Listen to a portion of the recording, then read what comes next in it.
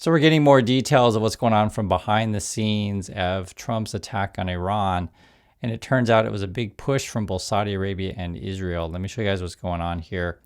Push from Saudis and Israel helped move Trump to attack Iran.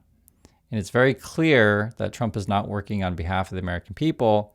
He's working for the interests, again, the Saudis and Israelis here. U.S. intelligence assessments saw no imminent threat, but regional allies argued now was the time to strike. So Trump's ignoring our own intel here and going with the Saudis and Israelis. See right here. This is more. So we can get details on this. President Donald Trump launched Saturday's wide-ranging attack on Iran after weeks-long lobbying, right? So you're getting a bunch of phone calls and such. Efforts by an unusual pair of U.S. allies in the Middle East, Israel and Saudi Arabia, if you want to call that ally. I'll let you guys be the judges of that. And this is coming from 4 people who know about what's going on inside. Saudi Crown Prince Mohammed bin Salman made multiple private phone calls to Trump. So I guess he's just calling them all day. Over the past month, advocating a U.S. attack despite his public support for a diplomatic solution. The 4 people said. So also you got Israeli Prime Minister Benjamin Netanyahu, meanwhile, continuing his long-running public campaign for U.S. strikes against what he views as an existential enemy of his country. It's really disturbing. The president should be serving the people, not foreign nations in this way. And again, we're ignoring our intel here. And when you do listen to your advisors, this would be Trump, then they're just looking at the politics of it. How can we try to save the midterms, right? Distract from other scandals that you got going on.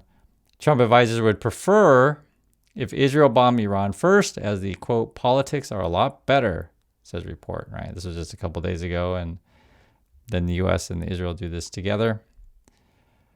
This is a map of Iran, of the different cities that have been attacked. It's really hard to say, though. I saw one report, Israel was saying something like 1,200 bombs have been dropped, but it's really hard to say. It's so many. They also, I heard 500 targets, over 200 planes, these kind of things. It's just ugly. I think you guys know this, but I do want to go over this stuff because it's unfortunately that the more waves of attacks are coming, and I think this is from both sides. So Donald Trump tries to defy troubled history of U.S. interventions in the Middle East, and we should have learned from both Afghanistan and Iraq. It's just a bad idea, right? And if you were supporting the Iranian people, you wouldn't be like just preferencing Saudi Arabia and Israel here. So this is not about the Iranian people at all, right? This is what Trump is doing. He's in it for himself. He's in it for what others want, be it Saudi or the Israelis. This was an interesting map put together by The Independent here. This is various countries that Trump has attacked and other countries that Trump has threatened. You can see right there. So Trump's attacked Venezuela, Nigeria, Somalia, Yemen, Iran, also Iraq and Syria. Then we threatened Colombia, Mexico, and Greenland. That's Trump's track record there. This is also from Fox News. This is the image that they're using of Trump. President Trump issues stern warning to Iran over retaliation threats, right? That's the picture they decided to use. And this is Trump tweet, as he always does. Iran just stated that they are going to hit very hard today. This is just a few hours ago. Harder than they have ever hit before. They better not do that, however, because if they do, we will hit them with a force that has never been seen before. Thank you for attention to this matter, President Donald J. Trump. Isn't this just whacked out? We're talking about like bombing people, and we're writing like school children. This is what it is.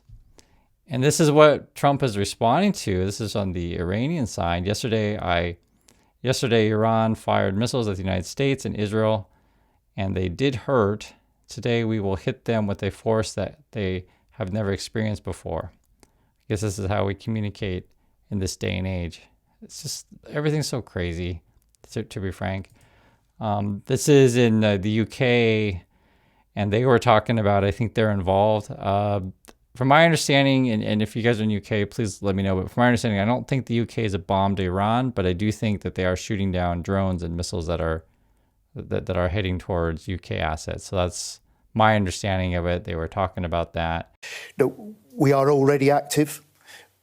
The actions that we take, active actions, if you like, are to defend our people, defend our bases, defend our allies, and it will always be the case that the action we take, and the action we're taking at the moment is within the established rules of engagement, will remain to defend our interests and the collective interests of other allies, and it will be within international law. Okay, so all things are possible. Did we refuse to allow the United States permission to operate from sovereign British bases? I'm not going to get into, and you really wouldn't expect me to I think get into discussions like that. What I can say is we've stepped up alongside the Americans. We've stepped up our... This is important to have this discussion just to hear a different point of view here for the UK, because the idea is like, okay, when a country says we support USA or support Israel, and what means? It's like, can you use their assets? Can you use their bases, right? They are shooting down Iranian missiles and drones, which I completely understand. I completely understand that, right? But as you can see, there is going to be red lines for various countries. And they're just like talking about rules of engagement, international law. It's very different than how Trump's like, oh, I'm just going to tweet out something and attack because Israel and Saudi Arabia told me to. Defensive forces in the Middle East. We're flying those sorties. We're taking down the drones that are menacing either our bases, our people, or our That's ally. important. They fly the Chiron under there, so where it sounds like that the UK's bases aren't used, right? Because I'm pretty sure local UK people don't want to be involved, but I do want to hear from. And I'm not going to speak for you. I do want to hear what you have to say if you're in the UK on this. And this is a really serious and deteriorating situation. Rising risks of increasing Iranian indiscriminate retaliatory attacks. Let me give you a couple of examples. Look, yesterday we had 300 personnel on that Bahrain base that was attacked by Iranian missiles and drones, some of them within a few hundred yards of where they landed. We had 2 missiles fired in the direction of Cyprus. We don't believe they were targeted at Cyprus, but nevertheless, it's an example of how there is a very real and rising threat from a regime that is lashing out widely across the region, and that requires us to act. It requires us to act defensively, but very in a very coordinated defensively, way. But actively. And that's going to be a debate. And again, I completely understand if you're defending yourself. Completely understand. And I just want to make that clear. And this is where every country is going to have to draw a line. And this idea, though, where the USA is just like, hey, I'm just going to join Israel and hit multiple cities. That's why I showed you guys. If this was really just about the nuclear weapons or nuclear development program, then I think you would just hit 1 or 2 sites or wherever that is, not like the whole city and then try to go for regime change. So what you're being sold right now in the USA is very, very different. I just want to show you like a different point of view from the UK, just like how they talk. It's different than what you hear in the USA. There's also some crazy corrupt crap going on over in the betting markets. I guess people were betting on when Trump was going to attack Iran. Some people got a whole bunch of money from this. Poly market, Iran bets hit 529 million as new wallets draw notice. Basically what it was, there was like a few wallets that were just like, recently just basically accounts recently just made. They made their correct bets and got like $1 million kind of stuff, right? So there's people on the inside who knew what was going on, and there's corruption with that. So can we follow where those accounts are made and who by who? Who knows? Blast rock Mideast for second day as Iran vows to avenge Khamenei. So the fighting is still going on. Mideast comes under wave of unprecedented attacks as Iran vows retaliation. And I want you to hear this. This is from Al Jazeera, the things that they're talking about over there. Is there an off-ramp for Iran?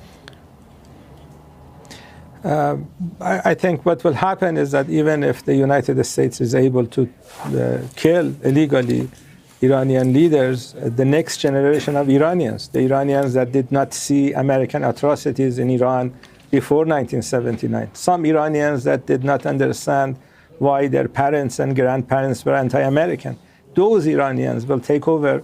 Now they understand why American government is a imperialist, vicious government, and a government that attacks other countries and kills little children. They understand they're fighting the Epstein class that either little girls or bomb little girls. This is the government that we are witnessing. They're going to fight back against that government, and they're going to ensure that the Islamic Republic of Iran will live many years after America destroys itself.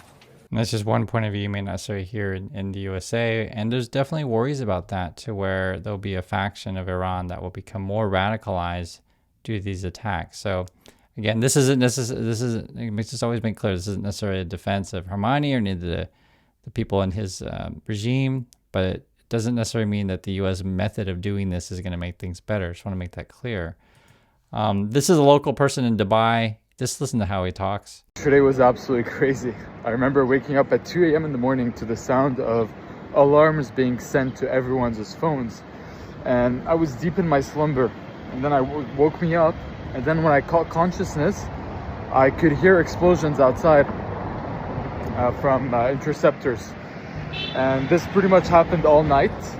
The way it was happening were in waves. So the missiles are getting sent in waves, and they're getting intercepted in waves. So you could. And then you have this just a few minutes ago. Iranians afraid as strikes target 7 locations in Tehran. Strikes had previously taken place around Tehran, but today it's a different scenario because they are in the middle of the city. 7 locations have been hit, including around Tehran's airport. There's no specific information on the targets, whether they are linked to the military or the government. Strikes have hit close to major hotels and malls, and Iranians are now afraid like never before because the campaign is getting closer to their homes. Many are now looking for food and provisions, wondering how long this will go on. And I keep hearing reports of these kind of things. So I'm always concerned about just your local civilians on the ground in any country because they just want to live their lives, send their kids to school, go to work, live in peace, these kind of things. And right now, everything is just destabilized, and the attacks are going right now as we speak. So just want to share that with you, and want to hear your thoughts, and I'll catch you on the next video.